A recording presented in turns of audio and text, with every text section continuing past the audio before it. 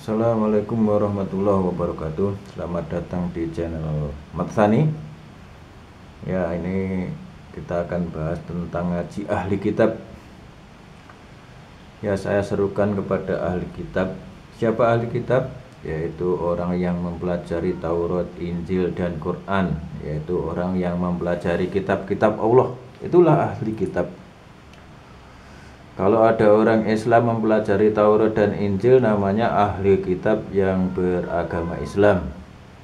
Seperti Zakir Naik, ya, itu namanya ahli kitab yang beragama Islam. Kemudian ada ahli kitab yang beragama Nasrani, ya, Christian Prince, ya, dan anak-anak buahnya, ya. Kemudian Saifuddin Ibrahim, itu namanya ahli kitab yang beragama Kristen, ya, Kristen, atau di dalam Quran menyebut orang yang beragama Nasrani, yaitu ahli kitab min qablikum, ahli kitab sebelum kamu. Itulah ahli kitab yang beragama Kristen dan Yahudi, ya. Yahudi tidak dibahas, ya. Kalau ahli kitab sesudah kita berarti agama Islam, yang orang Islam yang mempelajari Taurat dan Injil. Orang menyebutnya apologet. Maka dengan ini saya bacakan Al-Maidah ayat 68, ya. Ya ahlal kitab, hai ahli kitab, hai kamu sekalian ahli kitab, ya, hai ahli kitab yang bernama Zakir Naik dan anak-anak buahnya, ya, dan pengikut-pengikutnya. Ya ahlul kitab, ya ahli kitab, Saifuddin Ibrahim, Christian Prince, dan pengikut-pengikutnya. Allah subhanahu wa ta'ala berfirman, lastum ala syai', kamu tidak dipandang beragama, tidak ada agama bagimu sedikit pun, lastum ala syai' hatta tuqimut Taurat, hingga kalian semua menegakkan Taurat wal Injil wa ma unzila ilaikum min rabbikum, dan apa yang diturunkan kepada Muhammad. Maknanya ahli kitab kalian semua, ya, Saifuddin Ibrahim, ya, kemudian Christian Prince, Zakir Naik, dan semuanya tidak dipandang beragama sebelum menegakkan Taurat, Injil, dan Quran sesuai dengan Al-Maidah ayat 68, ya. Itulah, maka kita harus kaji ulang. Kaji ulang bagaimana? Kita kaji ulang bahwa dakwah yang kalian serukan ini ternyata tidak sesuai dengan Quran, ya, tidak sesuai dengan kitab Allah. Allah mengatakan, ya ahlal kitab, lastum ala syai' hatta tuqimut Taurat, hei ahli kitab, kamu tidak dipandang beragama sebelum menegakkan Taurat wal Injil, dan Injil, wa ma unzila ilaikum min rabbikum, dan apa yang diturunkan kepada Muhammad, yaitu Quran. Maknanya ahli kitab ini harusnya tidak berdebat, ya, kayak sekarang ini, ya, yang lagi ngetren, ya, lagi ngetren. Tapi harusnya itu menegakkan Taurat, Injil, dan Quran, ya.